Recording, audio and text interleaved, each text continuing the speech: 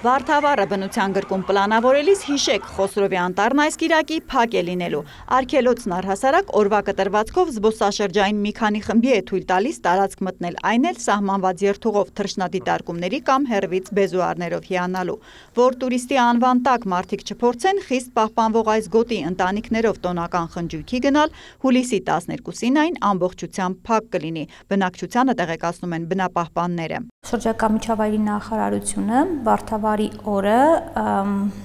Խոսրովի անտառ պետական արգելոցում այցելուներ չի ընդունելու։ Նախարարությունից շտապում են նաև սեզոնի բացման հետ բոլորին հիշեցնել անտառում, բացատում ու գետի ափերին ամառային հանգստի բնապահպանական հորդորները։ Սկսած խարույկ վառելիս զգույշ եղեք, խոտն արդեն չորացել է։ Հեռանալուց առաջ կրակը ջրով լավ հանգցրեք, հողով ծածկեք, քամին կայծից հրդեհ չառաջացնի։ Աղբի մասին։ Անտառից պետք է հավաքել տանել ոչ միայն խմած գարեջրի շշերն ու մեկանգամյա պլաստիկ սպասքը, այլև սննդի մնացորդը։ Թափած ձմերուկի կեղևի կամ խորովածի ոսկորի պատճառով վայրի կենդանիները վարժվում են, որ այդտեղ կարող են կերակուր գտնել, հաճախ նաև օրը ցերեկով գալիս ու վախեցնում են մարդկանց։ Նման դեպքերը շատանում են, ասում է Ոսկեհատ Գրիգորյանը։ Հենց արջերը,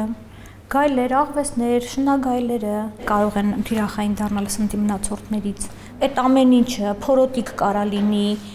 արդեն էփված մնացորդ կարա լինի, դա կարա բերի նրան, որ կենդանին սովորի, որ այդ տարածքում միշտ դա կա, թողել է ու գա,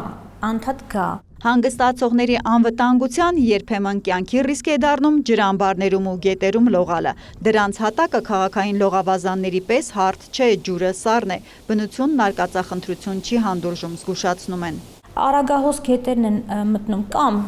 ջրավազան են մտնում, որտեղ խորությունը չգիտեն, քարքարոտության աստիճանը չգիտեն, հնարավոր բոլոր վտանգները այդտեղ կարան առաջանան, ցատկում են ջրի մեջ չհասկանալով հատակը։ Նախարարությունից մի խնդրանք էլ բնությունում հանգստացող տիկնանց ունեն, խնջույքի պարագաները տեղում լվանալիս աղբյուրի ու առվակների ջրերը քիմիական նյութերով չախտոտել։ Հաճախ իրենք բնական ջրավազաններում օճառով կամ այլ լվացող նյութերով գործողություններ են անում, որը անմիջապես այդ ջրավազանի վրա ազդեցություն ունի։ Միանգամն ինչ պետք է վնասի հողն ինքը ֆիլտրում է ամեն ինչ, ասողներին բնապահպանները հակադարձում են, պատկերացրեք սար ու ձորերում ամռան շոգից, զովանալու գնացող մարդկանց մեծ մասը հենց այդպես էլ մտածում է ու ֆոտոներում Հայաստանի ծաղկած տեսարաններով հիացած վնասում կենսաբազմազանությանը։ Բոլորը որոշում են, որ դաշտային ծաղիկները պետք է քաղել, հավաքել, որտեղ դրանք գեղեցիկ են եւ այլն, բայց դրանք շատ խոցելի կարող է տեսակներ լինեն, դրանք կարող են կարմիր տեսակներ լինել։